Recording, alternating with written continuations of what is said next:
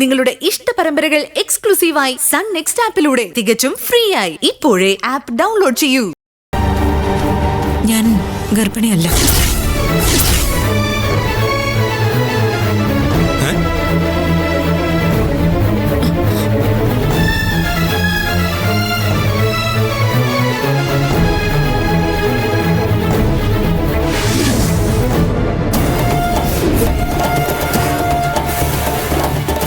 കുറച്ചു മുമ്പ് ഞാൻ നിന്നോട് ചോദിച്ചല്ലേ, എന്നിട്ട് അപ്പ പറയാതെ വീണ്ടും നീ എന്നെ പറ്റിക്കാണോ? ഇനി ഈ കല്യാണം വരെ കാത്തിരിക്കാൻ എനിക്ക് പറ്റില്ല. അമ്മേ ഞാൻ ധിക്കരിക്കല്ല. എന്നെ വീണ്ടും ചതിച്ച ഇവളെ ഈ നിമിഷം ഇവിടെ ഇറക്കി വിടണം.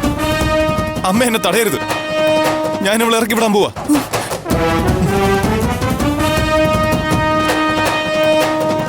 ഇറങ്ങടി വീട്ടിൽ. ഞാൻ പോയിക്കോളാം. പോവാൻ തന്നെയാ തീരുമാനം. പക്ഷെ പോകുന്നതിന് മുൻപ് ചില കാര്യങ്ങൾക്ക് ഒരു തീരുമാനം ഉണ്ടാക്കണം.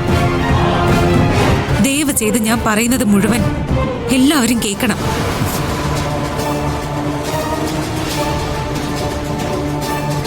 അമ്മേ, ഞാൻ ഗർഭിണിയാണെന്ന് ഞാൻ അമ്മയോട് പറഞ്ഞോ? രൂപേഷ് ചേട്ടനോട് പറഞ്ഞോ? ഇല്ലല്ലോ.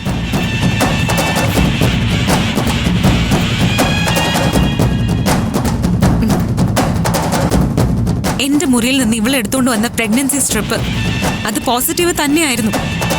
പക്ഷേ അത് ഞാൻ ടെസ്റ്റ് ചെയ്ത സ്ട്രിപ്പ് അല്ല. ശ്രേയയുടെ മുറിയില് ഞാൻ ചെന്ന് എന്തോ മോഷ്ടിക്കാൻ ശ്രമിച്ചു എന്നും പറഞ്ഞ് പവിത്രൻ സാർ എന്നോട് വഴക്കിട്ടില്ലേ?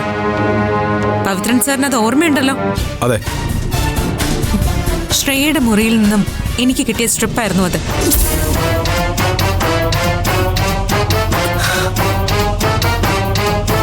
നിഖിൽ എന്നോട് ശ്രേയയും നിഖിലുമായുള്ള ബന്ധവും അടുപ്പവും പറഞ്ഞത് മുതൽ ഞാൻ ശ്രേയയെ ശ്രദ്ധിക്കുന്നുണ്ടായിരുന്നു. ആദ്യം എന്നോട് അങ്ങനെ ഒരു റിലേഷൻ ഇല്ല എന്നാ പറഞ്ഞത്. ശ്രേയയുടെ പെരുമാറ്റത്തിൽ എനിക്കെന്തോ സംശയം തോന്നി. ശ്രേയ ടെസ്റ്റ് ചെയ്തതാ ആ സ്ട്രിപ്പ്. റിസൾട്ട് പോസിറ്റീവ് ആണെന്ന് കണ്ട നിമിഷം ശ്രേയ സ്ട്രിപ്പും കളഞ്ഞിട്ട് ഭ്രാന്ത് പിടിച്ചതുപോലെ സ്കൂട്ടർ എടുത്ത് പോകുന്നത് കണ്ട് സംശയം തോന്നിയ ഞാൻ ശ്രേയയുടെ മുറിയിലെത്തിയതും ആ സ്ട്രിപ്പ് കണ്ടെത്തിയതും.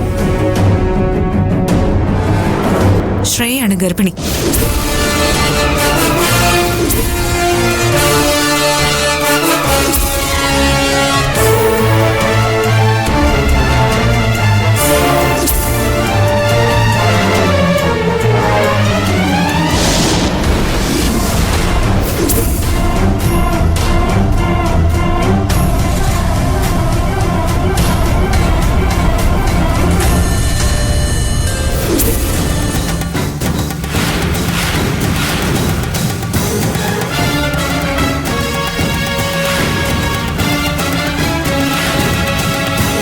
ശ്രേയ സ്കൂട്ടറും എടുത്ത് ഇറങ്ങിപ്പോയതില് എനിക്കെന്തോ പന്തികേട് തോന്നി.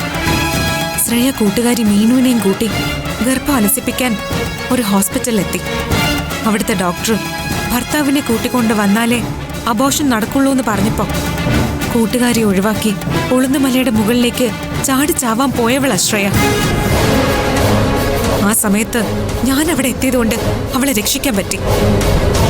ഇവിടേക്ക് വന്ന് കയറിയപ്പോ തന്നെ എനിക്കത് വിളിച്ചു പറയാമായിരുന്നു. ശ്രേയ പറഞ്ഞത് നിഖിലിന്റെ പേരായിരുന്നു.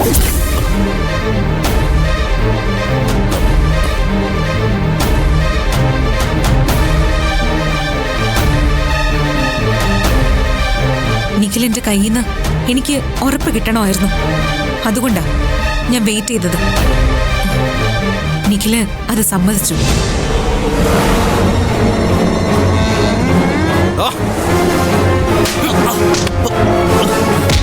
എന്റെ മോളെ നീ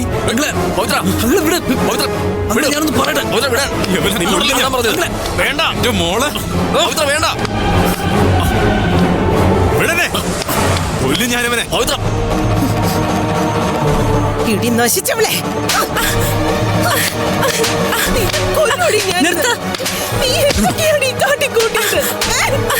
നിർത്താൻ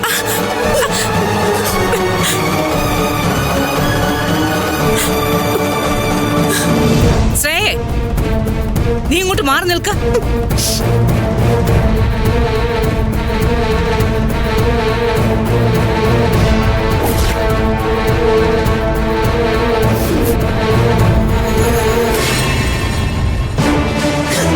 എന്താ നീ കാണിച്ചു വച്ചിരിക്കുന്നേ?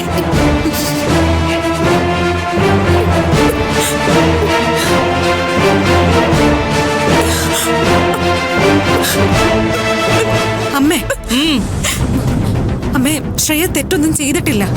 ശ്രേയയും നിഖിലും അമ്പലത്തിൽ വെച്ച് മാലയിട്ട് വിവാഹം കഴിഞ്ഞവരാ.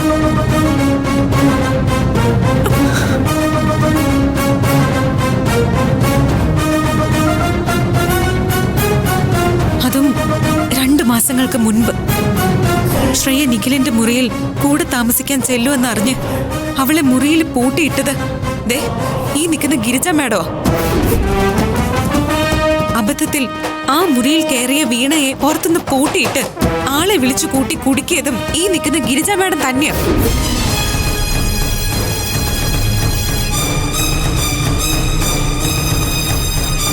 ഞാൻ ശ്രേയയെ തല്ലിയത് ഇവള് ഗർഭിണി ആയതുകൊണ്ടല്ല.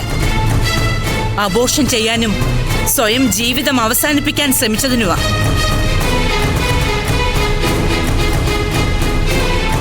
നശിച്ചവളെ, നിനക്ക് അപ്പൊ തന്നെ മരിക്കായിരുന്നില്ലേ? അതാ ഇതിലും ഭേദം. വേണ്ട, ഞാനിവിടെ ഉണ്ട് തീരുമാനിക്കാൻ.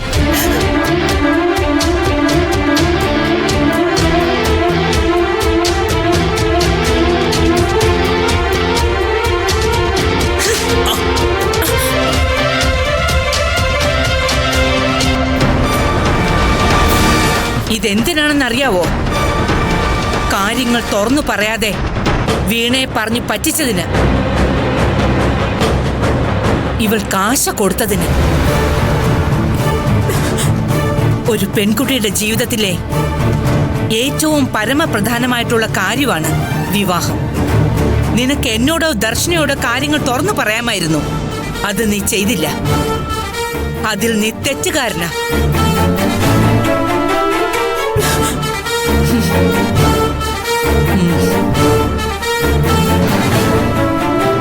ഇനി ആരും ഒരു ബഹളവും ഉണ്ടാക്കണ്ട.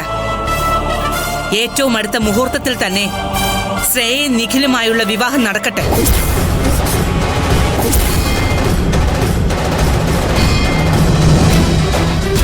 ഇതെന്റെ തീരുമാനമാ. ഇവിടെ രണ്ടാമതൊരു അഭിപ്രായം ആരും പറയണ്ട.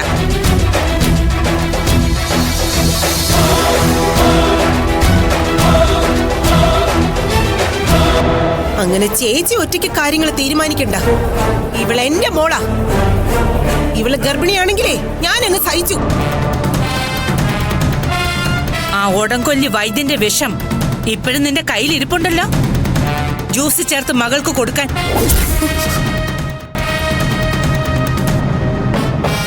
ഇവിടെ പോരുതവളെ. മരിക്കാൻ തീരുമാനിച്ചു പോയ ഇവളെ കൂട്ടിക്കൊണ്ട് വന്നത് ഞാനാണെങ്കിൽ ഇവളുടെ അമ്മയെക്കാളും അവകാശം ഇവളുടെ മേൽ എനിക്കുണ്ട്.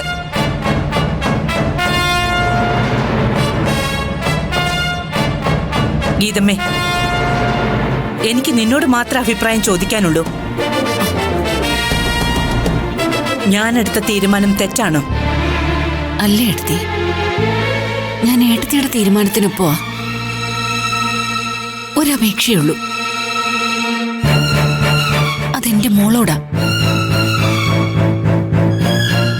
ഈ രാത്രിയിൽ നീ ഒറ്റയ്ക്ക് ഇറങ്ങി പോകരുത്. നീ അനാഥയല്ല, നിന്റെ അമ്മയുണ്ട് നിന്റെ കൂടെ. നീ വാ വാ.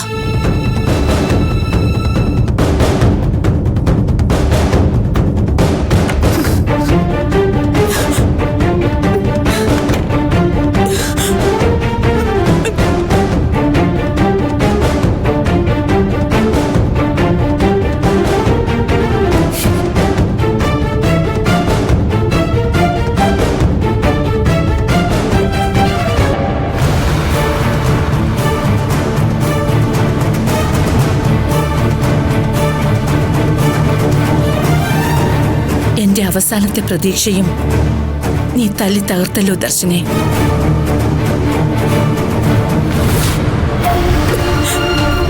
ശ്രേയ, പോവാ